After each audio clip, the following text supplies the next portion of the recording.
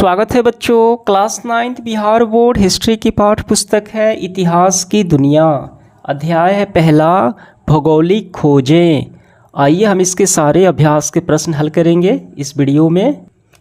सबसे पहले देखिए वस्तुनिष्ठ प्रश्न है पहला, वास्को डी गामा कहाँ का यात्री था? आंसर हम लगाएंगे ऑप्शन नंबर बी, पुर्तगाल का। यूरोप महादेश में पुर्तगाल एक देश है, वहाँ का एक नाविक था जिसने भारत की खोज की। ठीक है, ऑप्शन नंबर बी हो गया। दूसरा है, यूरोप वासियों ने दिशा सूचक यंत्र का प्रयोग किनसे सीखा? अरबों से सीखा, कंपास का। तीसरा है, उत्तम आशा अंतरिक्ष की खोज किसने की? तो उस व्यक्ति का नाम है डियाज बार्थोलोमियो। और इसी के रास्ते जो उत्तर आशा अंतरिक्ष है, इसी के रास्ते वास्को डी गामा भारत आया।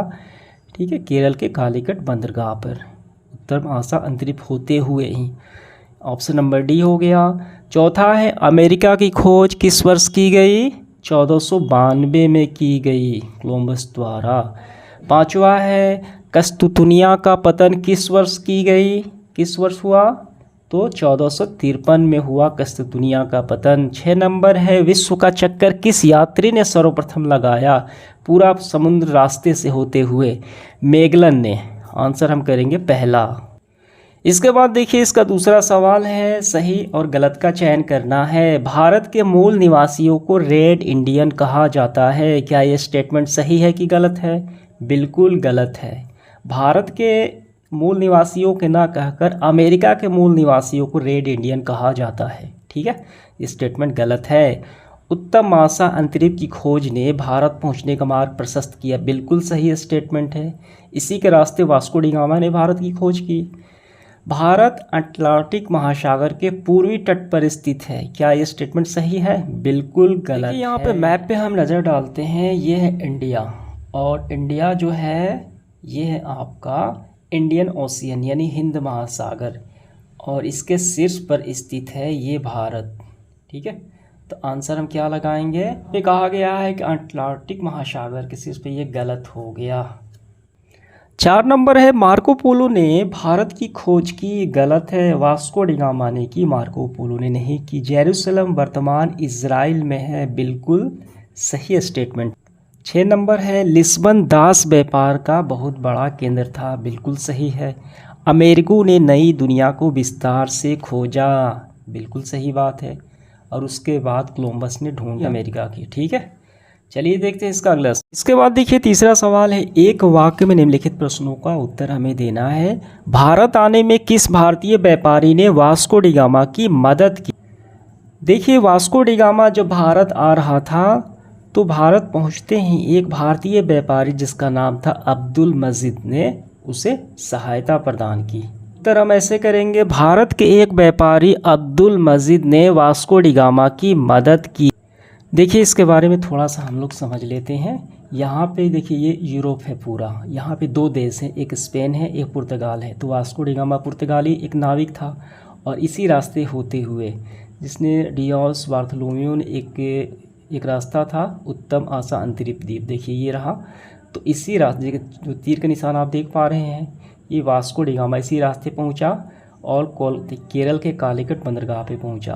दूसरा सवाल है, न्यू फाउंडलैंड का पता किसने लगाया? उत्तर हम यहाँ से करेंगे, सर जॉन सेबास्टियन और केवोड ने न्यू फाउंडलैंड द्वीप का पता लगाया। 2 व्यक्ति हैं, सर जॉन और सेबास्टियन केवोड। तीसरा सवाल है, यूरोपियों द्वारा निर्मित तेज चलने वाली जहाज को क्या कहा जाता था? देखिए यहाँ पे गौर कीजिए, यह है यूरोप का मैप, आप देख पा रहे हैं, ये यूरोप का मैप है। इसमें सबसे नीचे जो देश शामिल हैं, यहाँ पे देखिए ये स्पेन है, ये पुर्तगाल है। जो पुर्तगाल है वो यूरोप का एक देश है। सर हम क्या करेंगे, पुर्तगाली यानी यूरोप वासियों द्वारा यानी पुर्तगालियों द्वारा तेज चलने वाली जहाज़ बनाई गई जिसका नाम है केरावल। 4 नंबर सवाल है, दक्षिण अफ्रीका का दक्षिणतम बिंदु कौन सा है स्थल है? आंसर हम करेंगे, देखिए दक्षिण अफ्रीका के दक्षिणतम बिंदु है उत्तम आशा अंतरिक्ष, इसी के रास्ते जो वास्को डी गामा है भारत की खोज की। 5 नंबर सवाल है, 11वीं शताब्दी में ईसाई एवं मुसलमानों के बीच धर्म युद्ध क्यों हुआ था? देखिए यहाँ पे 11वीं शताब्दी में जेरूसलम यानी आधुनिक इज़राइल जो है, जेरूसलम के अधिकार के मुद्दे पर, ठीक है, मुसलमान और ईसाई के बीच युद्ध हुआ था कि ईसाई बोल रहे थे कि इस पे मेरा अधिकार है, ठीक, और मुसलमान बोल रहे थे कि मेरा अधिकार, यानी इस पे अधिकार के मुद्दे पर। उत्तर हम ऐसे करेंगे, 11वीं शताब्दी में जेरूसलम यानी आधुनिक इज़राइल पर अधिकार के मुद्दे पर धर्म युद्ध हुए। 6 नंबर सवाल है, 1453 में कस्तुतुनिया पर किसने आधिपत्य यानी अधिकार जमाया? देखिए 1453 में कस्तुतुनिया पर तुर्की आधिपत्य था, यानी तुर्की ने अधिकार जमाया। आंसर हम ऐसे लिखेंगे, 1453 में कस्तुतुनिया पर तुर्की का आधिपत्य यानी अधिकार था। 7 नंबर सवाल है, पुर्तगाल एवं स्पेन जो यूरोप महादेश के ये हिस्से हैं, किस महासागर के पास अवस्थित हैं? देखिए यहाँ पे गौर कीजिए, ये है यूरोप, ठीक है, और यहाँ पे यूरोप में शामिल हैं जो 2 देश हैं, स्पेन और पुर्तगाल। तो यहाँ पे कौन सा महासागर है? नॉर्थ अटलांटिक ओशियन, कहेंगे उत्तरी अटलांटिक महासागर, नॉर्थ अटलांटिक ओशियन हो गया आंसर इसका। उसके बाद देखिए लघु उत्तरीय प्रश्न हमारा है, यूरोप में मध्यकाल को अंधकार युग क्यों कहा जाता है?